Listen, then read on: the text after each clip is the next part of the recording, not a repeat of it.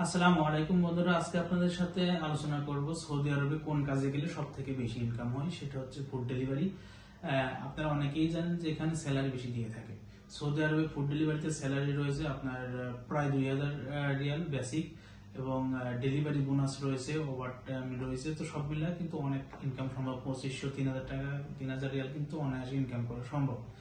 তো যারা সৌদি আরব যেতে আগ্রহী তাদেরকে আমি বলবো যে দেখেন, বাংলাদেশ থেকে আপনি যারা ইউরোপ যাচ্ছেন, ইউরোপে কিন্তু খুব আহামরি বেতন সেরকম না, কিন্তু কিন্তু বাংলাদেশ থেকে আবার ইউরোপে ভিসাও হয় না। তো সেই ক্ষেত্রে আপনারা যদি চান ইউরোপের ইনকাম কিন্তু সৌদি আরবই সম্ভব। অলমোস্ট আপনার ফুড ডেলিভারি করলে আপনি যদি 2000-2500 রিয়ালও ইনকাম করেন তাহলে কিন্তু 70-80 হাজার টাকা কিন্তু আপনার ইনকাম চলে আসে।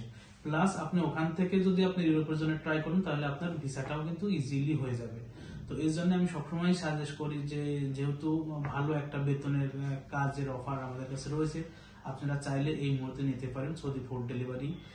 এবং এটার জন্য বাংলাদেশ থেকে যে আপনার মোটরসাইকেল চালানো জানা লাগবে এরকম না। মোটরসাইকেল অলমোস্ট বাংলাদেশের সবাই জানে, এবং এটা শিখতেও বেশি সময় লাগে না। এটা হয়তো এক সপ্তাহ যদি আপনি প্র্যাকটিস করেন তাহলে কিন্তু এটা আপনি শিখতে পারবেন।